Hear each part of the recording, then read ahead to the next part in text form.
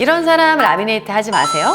첫 번째, 치아가 많이 삐뚤빼뚤한 사람. 라미네이트라고 하는 거는 기본적으로 치아를 삭제를 하지 않거나 아니면 아주 살짝 삭제해서 얇은 걸 이렇게 붙이게 되는데, 붙여야 되는 밑바탕이 삐뚤빼뚤하게 되면 우선 얇게 할 수가 없어요. 그래서 삐뚤빼뚤한 부분 중에 튀어나온 부분들을 많이 삭제를 하거나 아니면은 두껍게 붙여서 앞쪽으로 가지런하게 하게 되는데, 가지런하게 해도 밑에 바탕 부분이 삐뚤빼뚤하니까 정밀하게 맞추기가 어렵고 약간 덧방 치듯이 라미네이트를 하게 됩니다. 이런 경우에 잇몸에 자극을 주거나 할 수 있기 때문에 라미네이트가 장기적으로 지속되는데 좋지 않겠죠. 특히 뭐 잇몸에도 어느 정도 자극을 줄 수 있기 때문에 많이 삐뚤빼뚤하신 분들의 경우 라미네이트보다는 크라운 치료를 하거나 혹은 그 삐뚤빼뚤한 부분을 조금 가지런하게 부분 교정을 통해서 바탕을 조금 가지런하게 만들어 놓은 다음에 그 위에다가 라미네이트를 하는 것이 좋습니다. 두 번째, 앞니로 뜯어먹는 거 좋아하시는 분.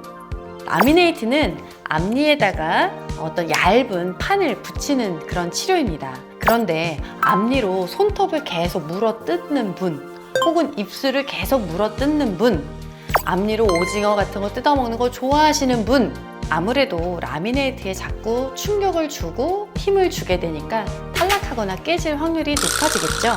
이렇게 앞니를 습관적으로 많이 쓰시는 분들의 경우 라미네이트 탈락의 가능성이 높아지기 때문에 가능하면 라미네이트 치료 받을 때 신중하게 하는 게 좋습니다. 세 번째, 덧니가 심한 사람.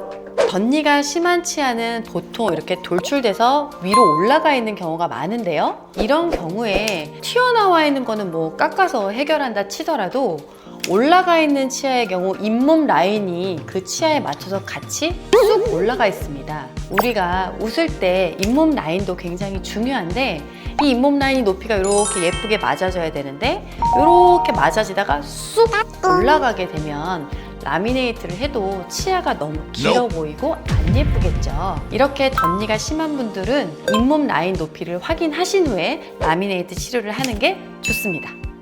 네 번째, 잇몸에 염증이 있는 사람. 라미네이트뿐만 아니라 어떤 보철 치료를 할 때는 기본 바탕을 깨끗하게 해놓고 하는 게 좋습니다. 뭐 예를 들어 인테리어 공사에서 먼지가 막 있는데 그런 상태에다가 새 가구를 들여놓을 수 없잖아요. 대청소를 한 다음에 들여놔야 되잖아요. 어떤 보철물이 들어갈 때는 그 바탕이 되는 치아, 그리고 그 치아를 감싸고 있는 주변 잇몸을 깨끗하고 건강하게 만든 상태에서 치료하는 게 좋습니다.